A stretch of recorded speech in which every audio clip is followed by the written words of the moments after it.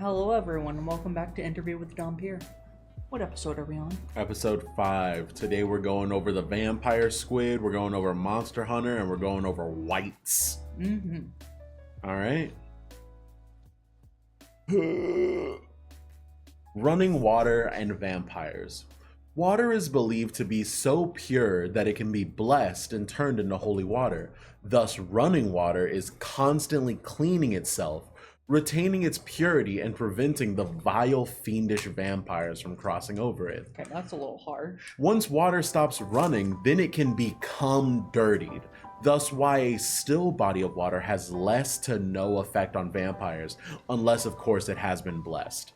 In olden times, the hope was that enemies would treat running water the same way as walls, so they became associated with that safety. And like with most weaknesses, they were generalized to all supernatural creatures, but were eventually narrowed down to vampires. Any questions or comments? So, lakes are still water, aren't they? Yes, lakes are still water. Rivers and So- creeks and stuff are moving water. Hey, what about the ocean? The ocean is technically still water. Unless you're like at the beach. No, But there's water like crashing on. it's moving water in the same way that rivers are also moving water. You just said it was still water. Yeah, it is still water. Technically, with the ocean, so like a river, how much of that water is moving at all points in time? Like 98%. And the ocean, how much of that water is moving at any given time? Incalculable. Exactly. Same thing with like lakes. Yeah, lakes. They're also in motion. It's just a lot of it isn't. Like the air is constantly moving the top layer of water around. It's just rivers also have the bottom layer moving as well. Okay. All right. So yeah, when water is moving, it's quote unquote retaining its purity and cleansing itself. When water is still, it can become dirtied unless, of course, blessed. Any questions or comments? I'm not sure. Uh-huh. So, say that they bless like a bottle of water. Uh-huh. And that bottle of water gets emptied into the river. Uh-huh. It's lost all its holy properties. Okay. Alright, then yeah, that's all I got. All right. Running water and vampires continued. It was believed that you could gain the same level of defense by painting a street blue in order to trick the supernatural into believing it is a river. And lastly, of course, running water tends to be a river, which are salt water. Some vampires have enough leeway with this rule that it will just render them immobile instead of giving them a true death, so they will be ferried by a human and deposited on the other side to recover and continue their journey. River tends to mean like from one ocean to another. It can go into the same ocean, it can go into a different ocean, but typically a river is from ocean to ocean. Oceans are salt water, salt in water, it's bad for supernatural things. Water that is moving like from one lake to another, I think it's called like a creek or something like that. Yeah. It's not technically a river. Any questions or comments? You know, I never really thought about how far rivers go. Ocean to ocean. Never thought of it like that. What is that picture from? Castlevania, the course. Netflix show. I just like I'd been told that vampires couldn't cross running water. Yeah. No, that's all. All right. Up next, we are beginning the myth of this episode of Monster Hunter. And we have the first of many monsters, the Valhazak. I think this is like the least vampire-y of the monsters, if I ordered them correctly. We're gonna start with the classifications and all that stuff, and then we'll go into their quote-unquote lore and stories and stuff. So the classification of a Valhazak is Elder Dragon.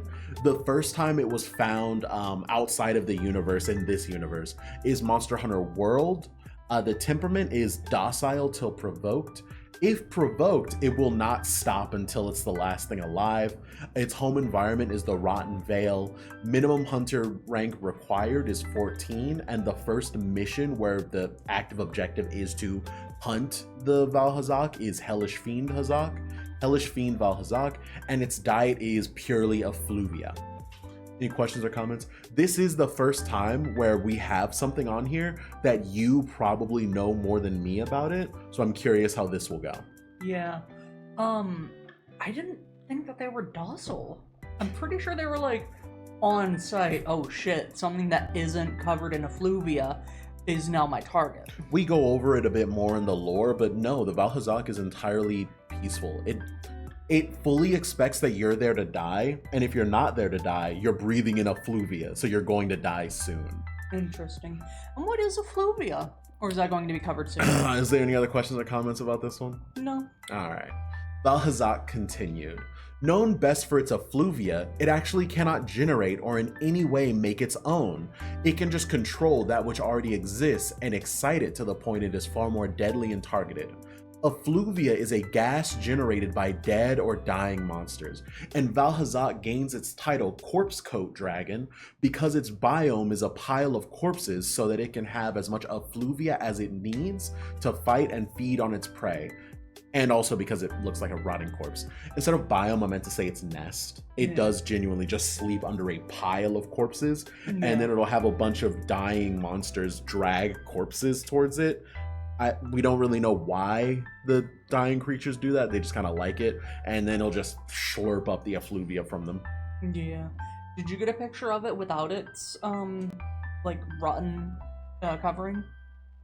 Because that's not how the dragon actually looks. No, I didn't find one. Oh. Yeah. Well, I'll see if I can find one and show it to you later. Okay. Any questions or comments about effluvia? I don't know if I go over this in these, but it can run out of effluvia. Yeah. Yeah. There is a variant called, I think, the Black Veil Valhazak. Did you get that in this? No. Oh, okay. I'm not too familiar with some of the world monsters, but I mean, we can cover it real quick if I can find it. We don't have to. Oh, okay. No, that was it. Okay, I'm just going over generalized information over these specific things. So any other questions or comments? No. All right, continuing the Valhazak.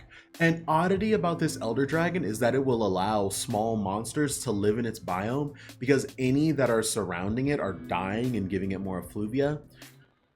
The Valhazak is the immune system of the Rotting Veil. It will feel which areas are too thick in effluvia to survive and continue, and consume what is the excess effluvia there. And then it will spread it to the zones that are too thin with effluvia, keeping everything in a homeostasis. Mm-hmm. If its territory is ever invaded by other monsters near its power level, it will always let the other monster strike it first, because it will be better able to get the generated cloud of effluvia around the monster. So anytime there's a territory dispute, it will always let the other monster hit it first. Makes sense. Mm-hmm. Any questions or comments about the environment and how the Valhazak is the protector of the Rotting Veil? No. All right, and that's all on the Valhazak. So was there any other questions generally about the Valhazak? I looked up a lot of stuff, and I just kind of don't remember what I remember. You don't remember what you remember? Yeah, so if you ask me a question, I'll probably have the answer for it. Oh, okay. Do you know what the small creatures are that like to live nearby it? Nope, completely forgot their names. I think the biggest thing that it does... Well, this isn't a question, it's more of a comment. Mm-hmm. The Odogaron is... I don't know what it would be classified as, but... I guess in essence, the Valhazak is like a vulture, where it eats the dead and dying animals. No. It can't. It eats the effluvia from them, the gas from it. The Odogaron eats most of the monsters, and then the small monsters around will grab them and bring it to its lair. Mm-hmm. I don't know why the small monsters do it, though. I think they're under a sort of mind control. It's typically stated to not be mind control. It is just creatures that are dying just kind of go, oh, this is my home now. This is my protector now. Yeah. And they just kind of accept the fact that they're dying. So they'll do what they can to protect the thing, quote unquote, protecting them.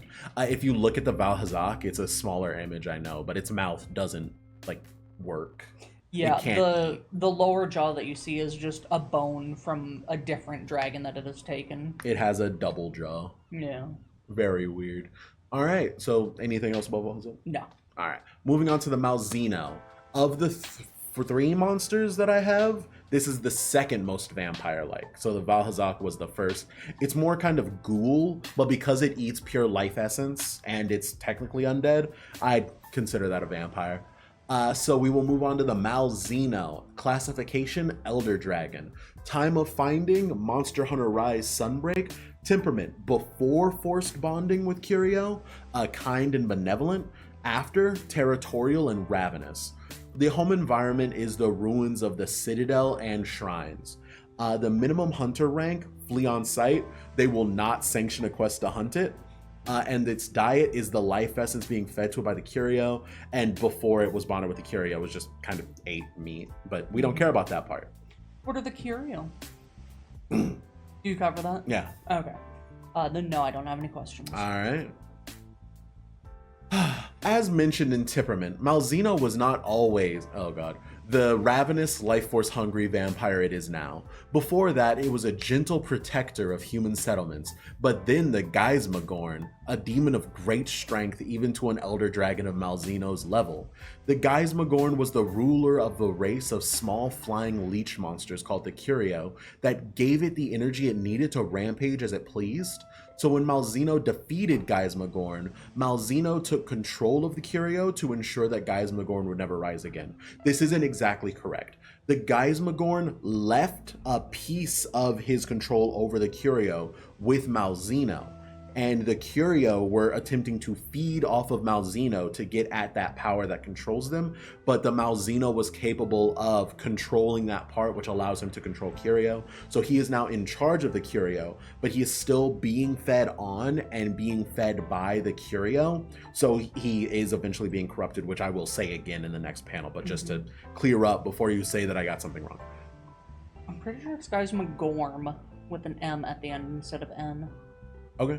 M as in Mitchell. Okay. But not that big a deal. I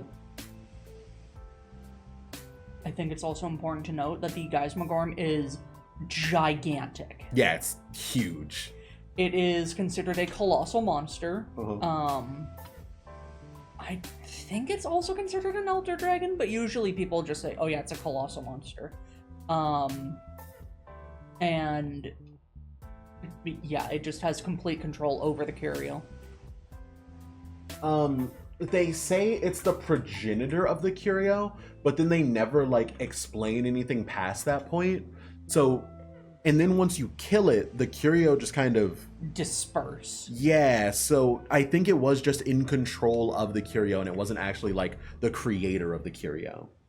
Yeah, one of the theories, because they never answer it in Monster Hunter Rise, the Curio are their own separate entity, and they just kind of go for the best apex that they can and have a symbiotic bond with them. Mm-hmm. So the Geismagorm, nothing can really stand up to it, so they feed on the life essence of monsters fighting it. The Geismagorm defeats it, so they're both happy. Once you defeat the Geismagorm, the Curio kind of go crazy and infect everything. They go and attack and infect random monsters, and so you get a whole new quest type where you just hunt the afflicted monsters. Yeah. And then it creates a bunch of quote unquote risen elder dragons. Close. Arisen. I go over it in the next one. Arisen? Mm-hmm. That's what they were calling it. Okay. You any other things about the Geismagorm? The Malzeno is awesome. It makes such great looking weapons and armor. I love it. It is one of my favorite designs. Yeah. Surprisingly, the Dhampir likes the vampire dragon. Who knew? The Geismagorm is not that good though. Oh. But aside from that, yeah. Mean. Alright, next. Mm-hmm. But sadly, the Curio have 2 abilities: to drain life force and bring it to their master, and secondly, they can also grant great strength and lessen the mental faculties of those it feeds on, or that it feeds, leading the Malzeno to become the lesser, but still an evil to those it once protected. The Curio feed on the life force of other monsters, but it also makes those monsters much stronger and less intelligent, leading to far more ecosystems breaking down and the monsters that was causing the issue just falling over dead once it is fully drained. Yeah. This led to a lot of the missions in Monster Hunter Rise being like, oh my god, this monster shouldn't be this strong, but it's tearing up its ecosystem and it's heading towards the human civilization. And then you fight it, and instead of killing it, it just kind of falls over halfway through the fight, and then the curio just fly away. Its mental degradation thing works on monsters, but monsters that are strong enough can quote-unquote resist that like mental affliction and just kind of become another thing that's quote-unquote controlling the curio, which again I go over more in the next panel. Yeah. Any questions or comments about the monsters that are too weak to resist the curio? You know, I never really thought about it, but they do kind of just like leeches with wings. Yeah. I vibe with them. Yeah. No, that's it. Alright. There is an outlier though. If a monster is strong enough mentally, they can fight off the curio, but keep the power given, going down the same path as the Malzeno of the past, taking the power and a small hit to their mentality and morals, but being far stronger. These are called the Arisen. The Arisen are made up mostly of Elder Dragons due to their abilities just leading them to being better in every way to every other monster. So, oh god, I don't remember if there's another panel past this point, so I'll just tell the whole story. The Malzeno defeats the Geismagorn. Yeah. It's risen monsters, but they are known as collectively the Arisen. So the Malzeno fought the Geismagorn, barely won, and then noticed that the Curio were going off to go feed the Geismagorn more so that it would get back up, because Malzeno didn't kill it.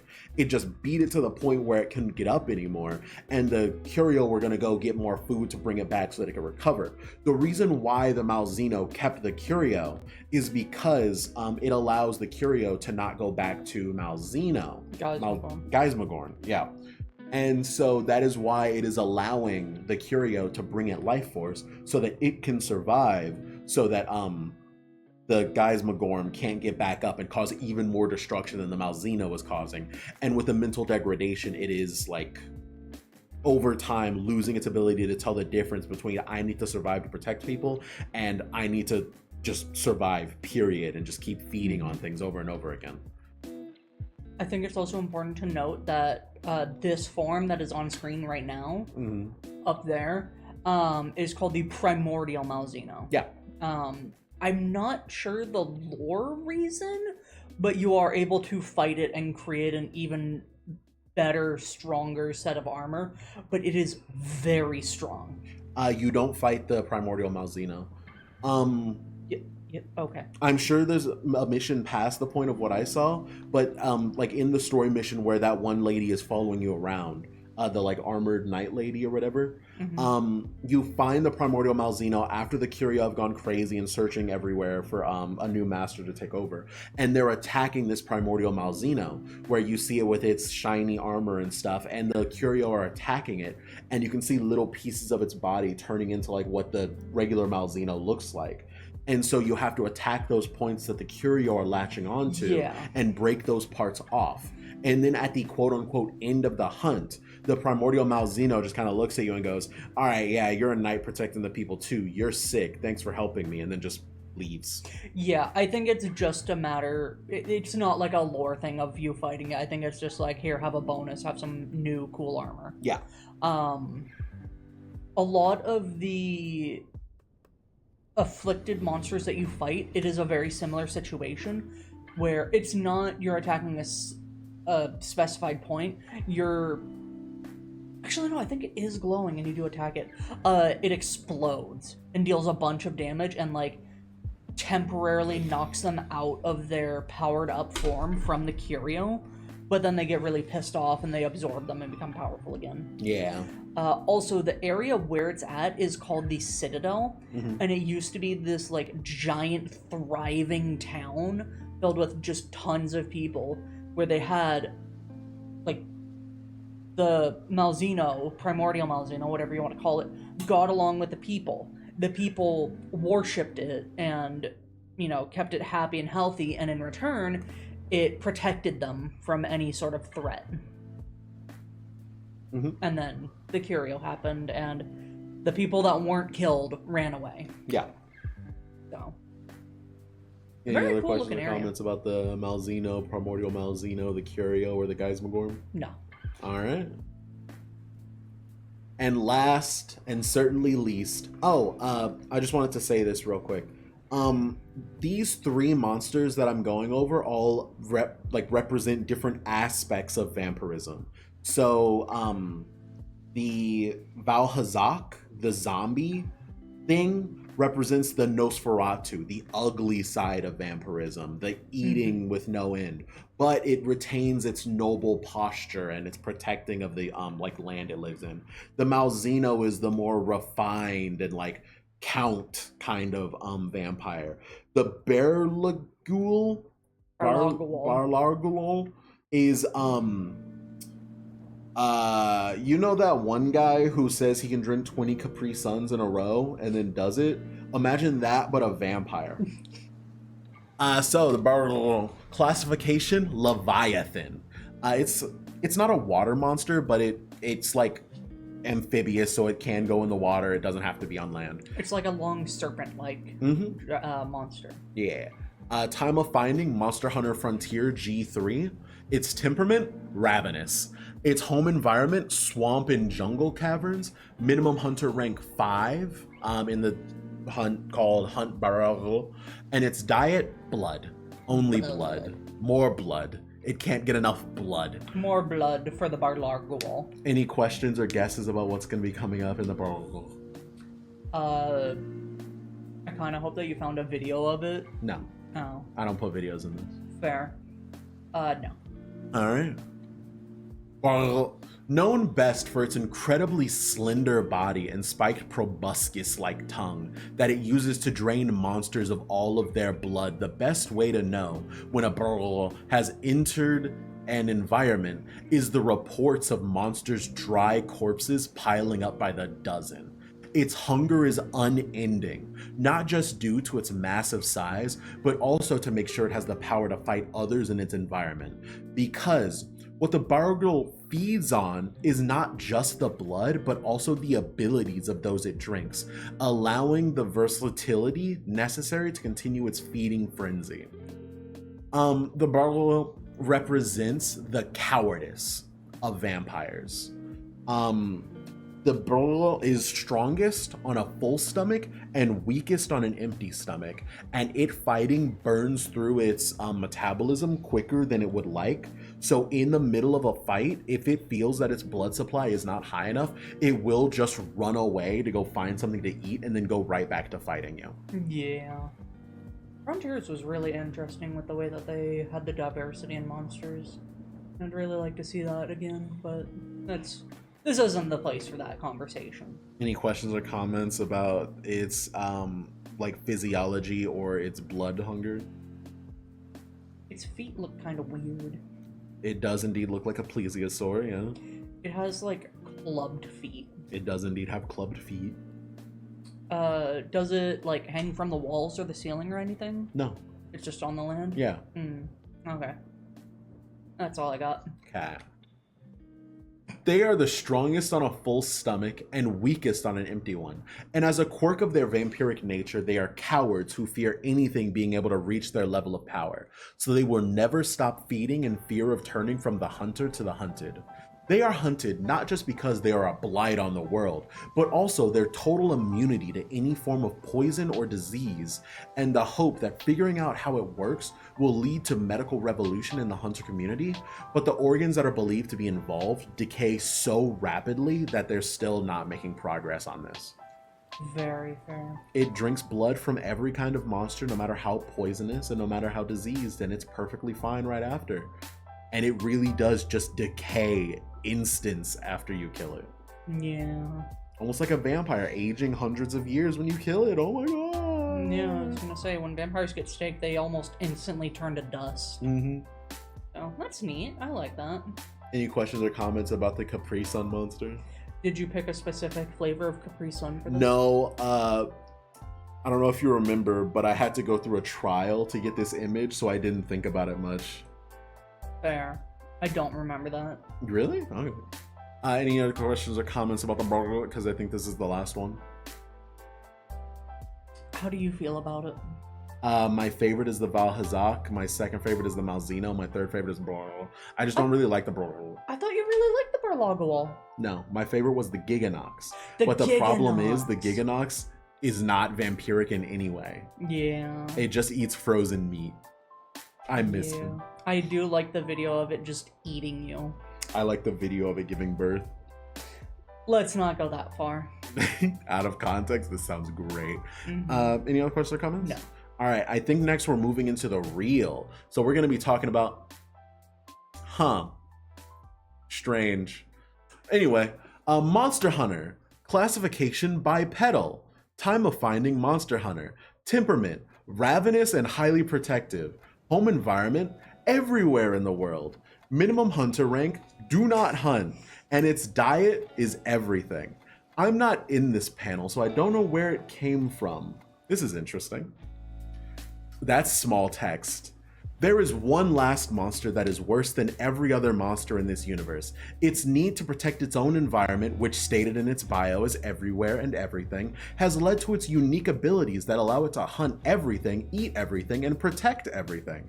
Similar to the blah, blah, blah, it has the abilities to consume and wear the flesh of those it hunts to take their abilities and vitality. Similar to the Malzeno, it has control over thrall monsters that it uses to better hunt its prey. And similar to the Valhazak, in its home territory, everything is used to its advantage and feeds its very being. World-ending threats have been felled by even just one. Entire hordes turned into fuel for these things. And that monster is... Wait, hold on. I remember. I think this is me. Is it you? Yeah, I mean, I'm not in these panels, so someone clearly wrote this about me. Because, you know, I'm like a slime. I kind of eat things. I kind of take control. You my slime? I don't really have thrall monsters, though. That doesn't really make sense. Oh. Damn. I mean, That's no, it's not me. So that means that it must. Oh, it's the monster hunters. Because, you know, they wear the flesh of the monsters. It's you. Oh, It's there's you. no reflection. How is that supposed to be me? Yeah, you don't have a reflection, remember? Yeah, clearly it's not me because there's nothing there. Yes, it's you. Is that Tom Holland? It is. I knew it was Tom Holland. Yeah. We gotta cancel him. Monster hunters are indeed the best vampires in the universe of Monster Hunter. And that is true. I worked hard on this one. I thought it was really funny. That was clever. Did you forget really that you funny. put this in? All right. Real vampire squids. Ooh. The Vampiroteothis infernalis. The scientific name is really funny because it is like dark, abyss-dwelling vampire. Like Infernalis is abyss, vampire is vampire, and theosis is like, I think like deep or something. This extreme deep sea beauty is the vampire squid. Despite its name, due to it having two retractile filaments between two pairs of arms, it is neither a squid or an octopus, but its closest relative is the octopod, so it's still in the family.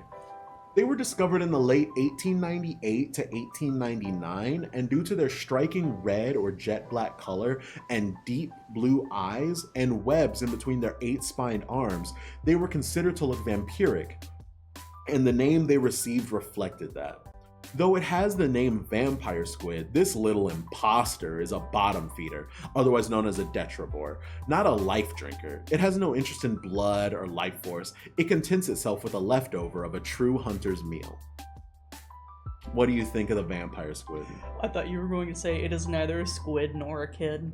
It is neither of those things. Yeah. So, what is it? Its closest relative is an octopod. Not a squid. What's an octopod? An octopus. Oh. But it's just like the general area of octopus is called octopods. Yeah, I guess it does have 8 tentacles. It does not. 1, 2. It has 3, arms 4, that are 5, retracted 6, into 7, itself. 2 retractile filaments between 2 pairs of arms. 8. So it technically has 10 limbs. So it doesn't count, but its closest relative is an octopus. That's weird. I don't like that. Do you see how in that top image, it looks like a regular squid, but in the bottom one, it's kind of like spread out? It's got like a hook in the middle of it. That is its mouth. Yeah, None of like those that. things on the side, like on the tentacles, actually do anything. It's just evolved those to look scary. It will kind of wrap itself in that in order to change its profile to hide from monsters or hide from like things in the deep sea. That kind of reminds me of the new Udra from Monster Hunter Wilds. True. These things exist at like the bottom of trenches and stuff where it's so dark that light like doesn't even penetrate. Can I show what the new Udra looks like? No? Okay. Any other questions or comments about the vampire squid? No. All right. You sure? Yeah. All right. Vampire squid continued. Here's real images of them. Okay. Due to the fact that this creature lives so deep underwater that light has next to no penetration, the concept of shooting ink is worthless. So instead, they protect themselves by shooting bioluminescent fluid to blind any would-be chasers. Their blue blood is so effective in utilizing the very little oxygen and keeping them in their suspended state of life, their time between meals can stretch for a long while. The vampire has sacrificed almost all defensive adaptations their fellow many-legged compatriots rely on, such as shells, size, or muscle density. Measuring in at about 30 centimeters to 1 foot, this creature's survival rely on their quick wit and even quicker agility. Imagine trying to get a bite on something that's about a foot long and it shoots the sun at you. Because that's what that tiny bit of bioluminescence at the bottom of the ocean would look like. Based. Do we know, like, a better estimation of how long they can go between meals? What, like a few weeks? Oh, okay. You just put a long while. Yeah. So. I'm just giving it as much charity as I can in the vampire department, all right? If I put actual measurements in there, then it's just going to sound like a regular squid instead of, you know, a being of folklore. Fair. Any questions or comments? No. Okay. They are very small, they are very smart, and they do indeed outsmart a lot of things that are going after them. Mm-hmm. Next, we will move on to the Masquerade for wights. A wight is a vampire who lost the inner battle with their inner beast. All kindred have to balance their dwindling humanity with their new vampiric inner beast. That is the curse alongside the many gifts of unlife.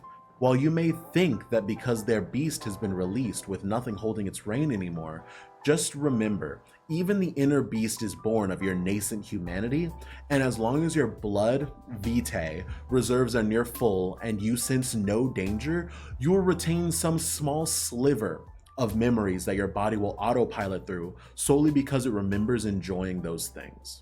Any questions about the beginning dialogue on wights?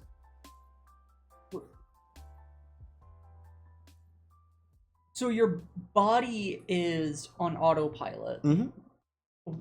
Your mind is gone. Effectively, imagine everyone has a soul that is determining what you're doing, like your consciousness, like the being that is you inside of yourself has broken.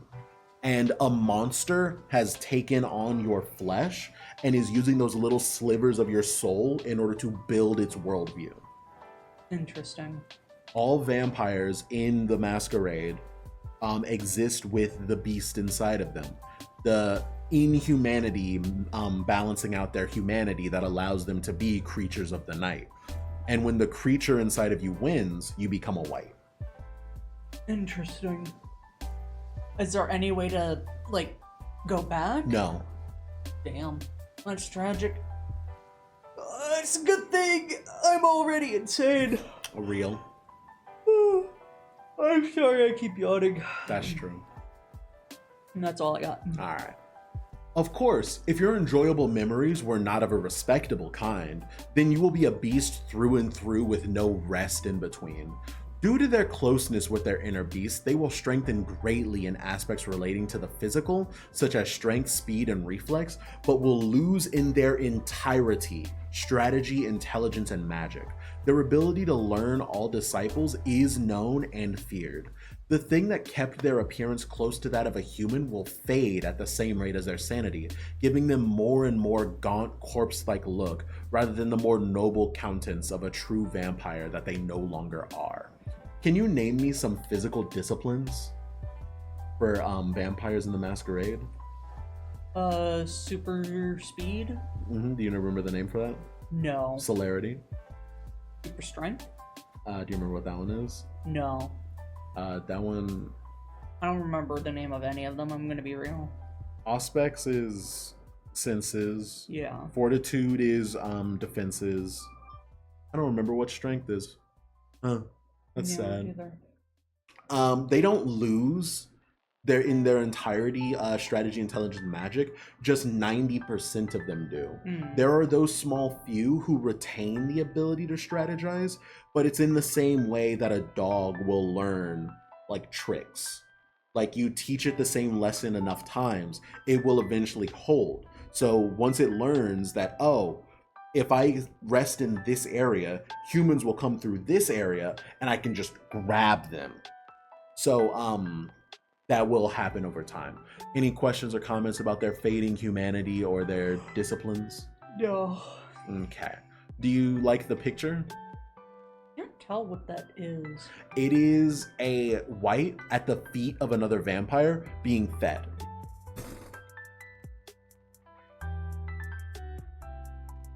Is the wight the one that's like crouched down with their hands on the ground? Yes. I go over it in the next panel, but wights will be treated as pets for like strong enough vampires to prove their power over them. Of course. Mm-hmm. That's all I got. Okay. Some more powerful vampires may decide to take on a wight as a pet or enforcer. Due to the fact that most believe them unable to speak, the information gathering capabilities of the more sane wights is actually rather high for those who know how to use them. They roam in packs, and the danger they present grows exponentially with time and every new member added. Thus, if you find a wight, it is kill on sight for all kindred. While they cannot be eliminated altogether, keeping the population low is stopping the threat before it is too late. As I said, some wights don't lose their ability to strategize in its entirety. They will find places that they live, and then the less sane wights will eventually gather around those ones, such as a pack of dogs with the quote-unquote alpha at the top of it, who's strategizing and leading them. They do have a might makes right society, but luckily, because of the way that vampire powers work, the generally strongest are the general sanest and smartest because they're able to use their strength in a better way. So typically, you will have certain sections of a city where bad things happen and nobody knows why, because the wights are too fast to be caught and too strong for the people chasing them to deal with. Like, dealing with a wight by itself is similar to dealing with a werewolf, where they are just stronger and better than you, but they're not as smart as werewolves. So typically you'll lose a 1v1 with a wight. Problem is, they roam in packs. When listening to a leader wight give orders to other wights, it will be mangled, like barks and like screams, with a few words thrown in there that they remember from their past life. Any questions or comments about the wight packs, or the wight pet keeping, or the wight information gathering? That picture at the top right, is that a wight being chained up and like the big vampires are laughing at him? That is a fresh wight. He still has hair. Yeah. Wights become like bald, pale. This is someone mid-transformation. This is someone fresh in the transformation. And then the image right below that is someone far into the thing. They're called wights because they turn bone white. Yeah. How long do they live? Like, if they keep drinking blood, will they They're keep living? vampires. They're immortal. Yeah, I figured as much. Okay. So the vampires don't want you to, like, call them vampires. They are still vampires. Yeah. Some might even say they're the more pure version of vampires. Oh, like the Nosferatu. No, the Nosferatu hate whites. Oh, No one likes whites. I'm sure the whites like each other. They're fine with each other, Yeah.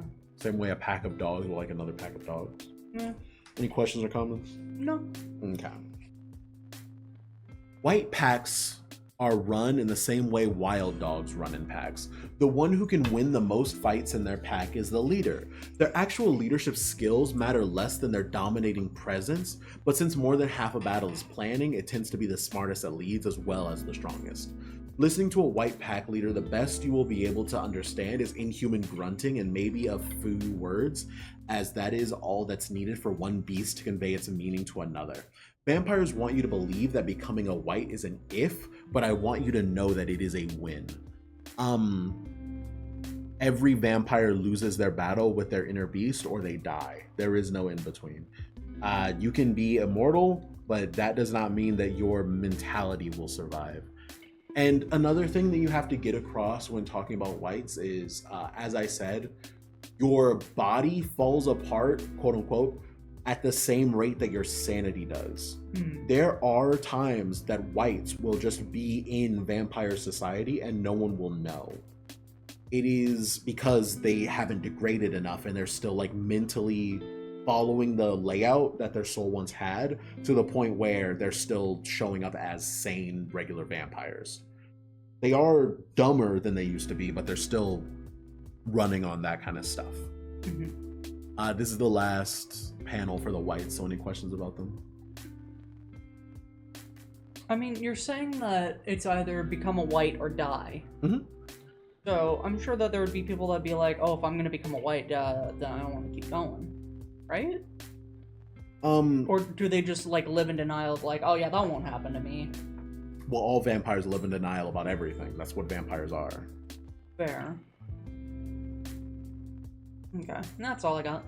Yeah. It's time. So, we found someone. We call them T-Bomb because they're the bomb, but they're actually T-Bonnie. Thank you, T-Bonnie. Thank you, T-Bonnie. For recording the audio for this recommendation. Do you want me to play it now? Yeah, play it now. Play it now. Play it now. Our recommendations for the next interview with the Dhampir are as follows. With Myth, there's Adventure Time, Supernatural, and I Am Legend. Along with Real, there is Bat, Spider, and Mosquito. And then, last but not least, there is Masquerade, with Kane, Morana Clan, and Anarch Revolt. In the meantime, I'll see you around, you juicy juice bags. Juicy juice bags. Well then. What will you be picking? I think I Am Legend, Bats, and I want to know more about the Anarch Revolt. We're gonna learn about the Second Inquisition. We're gonna learn about the redo of the Masquerade. All right. Remember to like, comment, and subscribe. We hope you had fun with our 5th interview with a Dhampir. You didn't say it at the beginning. Bye bye. I'm gonna go sharpen my fangs. I'll see you guys later. Bye bye.